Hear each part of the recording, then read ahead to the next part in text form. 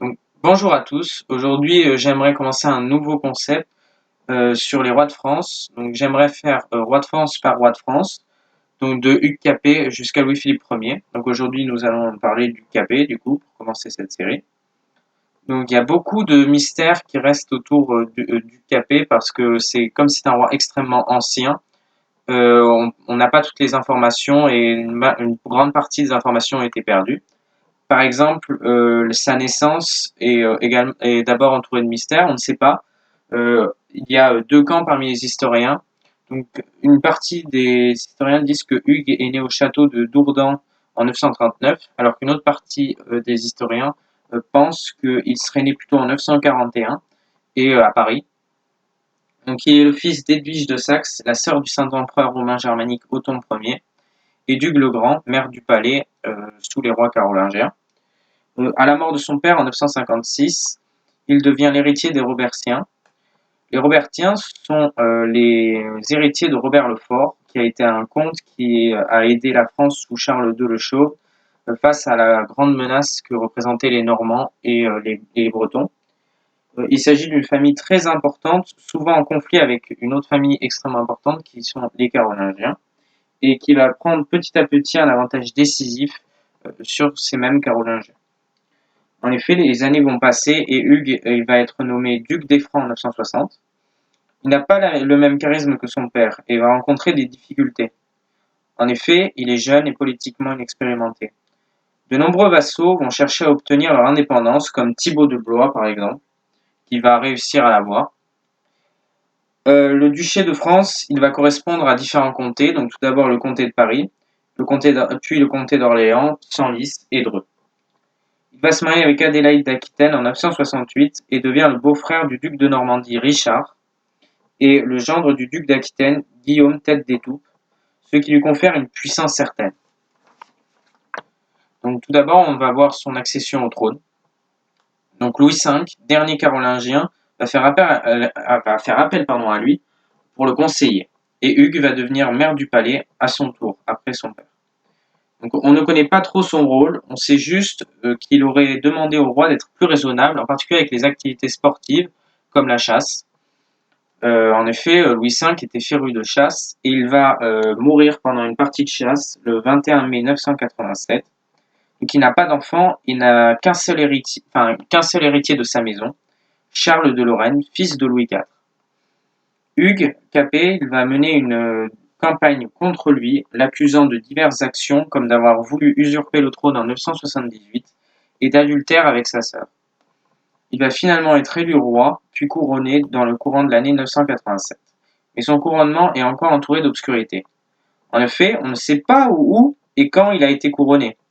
Là aussi, comme sa naissance, certains historiens ils vont pencher pour l'option de Reims en juin 987, alors que d'autres vont dire que c'est plutôt à Noyon en juillet 987. Son règne. Hugues Ier, c'est le premier roi capétien. Le mot capétien vient de son surnom Capet. Donc on peut supposer qu'il s'agit d'une référence au porteur de la chape abbatiale, ou cape de Saint-Martin. En effet, il était abbé de nombreuses abbayes, et chapé veut également dire pourvu en abbaye.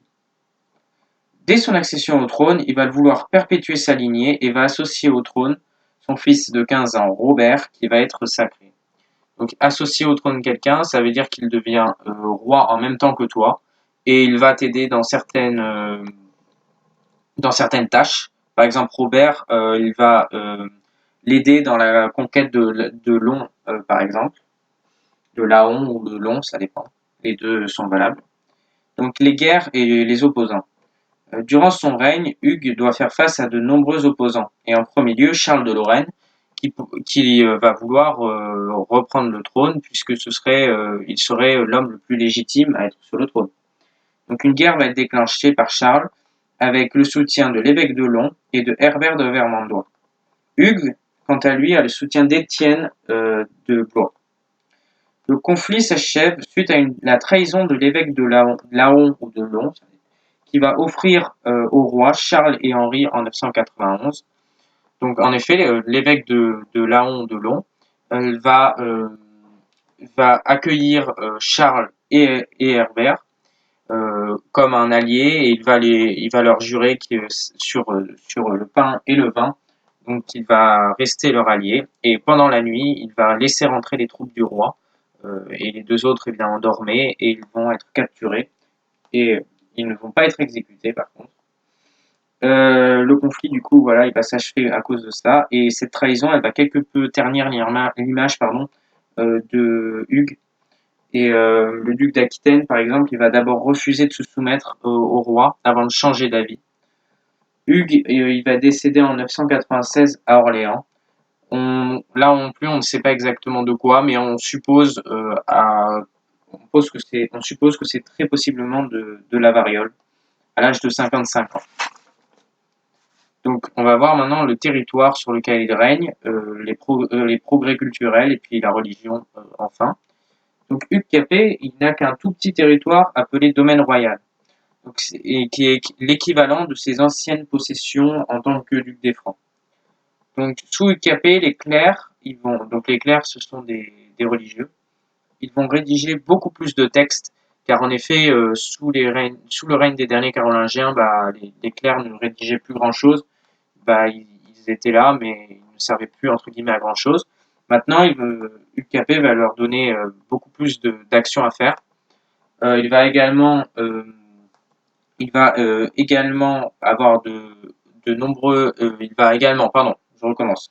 On prête à Hugues Capet un grand nombre de constructions, comme le monastère de Saint-Magloire, par exemple, à Paris, ou alors la reconstruction de la cathédrale de Reims. Et, euh, et les centres urbains, ils vont se développer. Par exemple, le quartier Saint-Martin à Tours, à Chartres également, à Orléans. Donc, dans le domaine royal, les centres urbains, ils vont énormément se développer. Et concernant l'Église, donc UCAP, il va être extrêmement dépendant de l'Église, et en particulier du pape. Il va demander à de multiples reprises au pape de l'aider. Le pape va à chaque fois dire non pour diverses guerres, celle qu'on a vue avec Charles de Lorraine par exemple. Il va demander l'aide au pape, euh, mais le pape va lui dire bah non, donc non. Et donc on peut en conclure que UKP, bah, c'est un roi qui va qui va faire un renouveau. On peut également dire que UKP est un roi qui va en effet régner sur beaucoup de sujets, mais en ayant lui-même un domaine qui est très petit et qui va avoir une force de frappe, une armée beaucoup moins forte par exemple que le comte d'Anjou, que le duc de Normandie, qui sont ses voisins. Et, euh, et voilà ce qu'on pouvait dire sur lui. Donc merci à tous de m'avoir écouté. J'espère que ça vous a plu. J'espère avoir été clair. Euh, et puis à une prochaine. Et puis au prochain, Robert II le Pieux. Ce sera dans les prochains jours. Merci à tous.